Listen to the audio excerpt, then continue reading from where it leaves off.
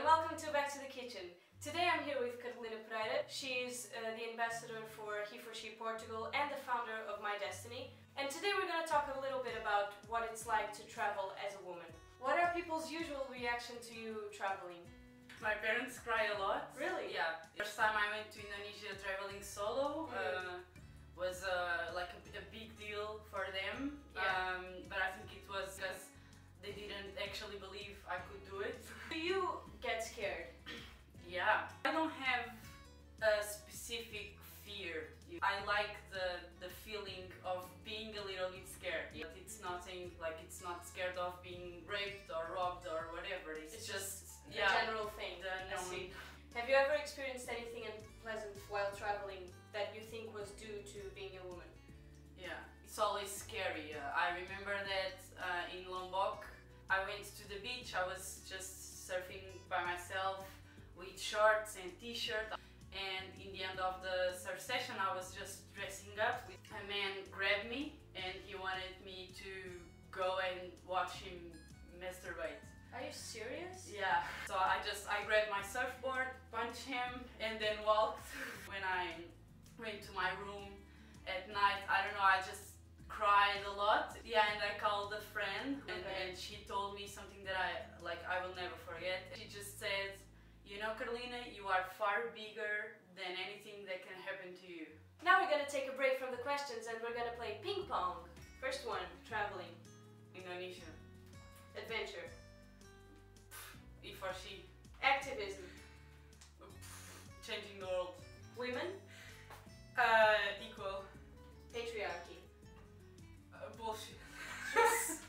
Right! Of all the places you've been to, where did you feel safest and where did you feel the least safe? In Bali, I feel really safe. Bali is super safe. And in Lombok, at some places, I really felt really just, you know, alone. Right. So, what do you think needs to happen in the world in order for it to become a safer place for women to travel solo?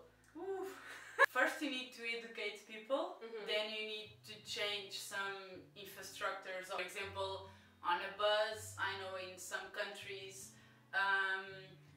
you can ask the driver to drop you in a specific place even if it's not the bus stop. Right. And you know, that's just a small thing, but probably, you know, if you are alone that helps. Yeah, that's like it's education. Small solutions for big problems. Exactly. Right.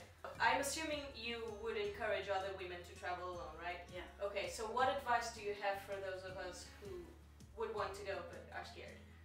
Just talk with other women who already did it, because they will have very specific tips that will make you feel safer, and then go to just, you know, there's very tropical places that are really safe. Just try those places first. Right, and then maybe go to the more dangerous ones. The questions about traveling are done, but I think it would be a shame not to talk about HeforShe when I have the HeforShe ambassador with me. So just tell us something about like how it started and where it's going and all that. Just HeforShe is super inclusive. It's about liberation.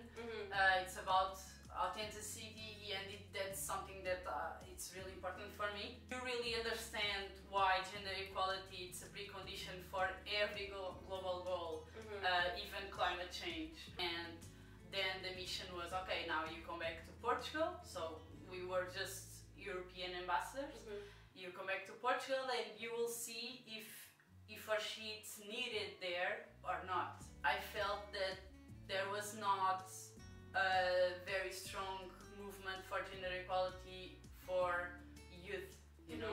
I just decided to, you know, move forward on universities and make this the youth movement for gender equality.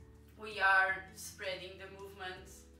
We are already working in Lisbon, Porto, Algarve. HeforShe can be whatever you want. It's really a people's movement. It's a movement and not an organization. I have felt that since I've known about HeforShe. I really did feel that HeforShe was malleable, but at the same time there was like a goal that was like specific, which is gender equality, but like the means to get to it are so many, and I think HeforShe allows so many different kinds ways to get there, and I think that's really cool. Yeah. There's no too small or too big initiative for HeforShe. If you want to do something like this, like what you are doing right now, it's HeforShe.